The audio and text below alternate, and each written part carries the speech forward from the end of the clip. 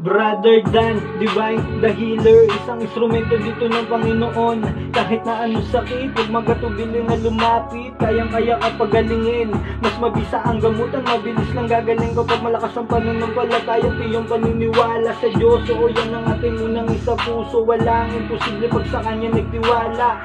Di po kita binibiro, dito mo mararanasan paano magkaroon ng himala. Physical o spiritual na sakit, kahit ganong kalala. Huwag ka pong mag-alala, si Bro Dan na po ang bahala. Nagbabahagi din ng karunungan, nagkaalaman na matuturing kayamanan. Dasal na Latin na pananggala at gabay na pangontra para sa iyong kaligtasan. Pagpalang gabi po sa inyo lahat mga kapatid. Narito po muli ang inyong lingkod, Brother Dan. Pag magbahagi sa inyo ng munting kaalaman pagtungkol sa ora upang magaya ang itsura ng iba at mandaya ang paningin ng mga taong makakita o mahabol sa iyo. Narito po ang orasyon.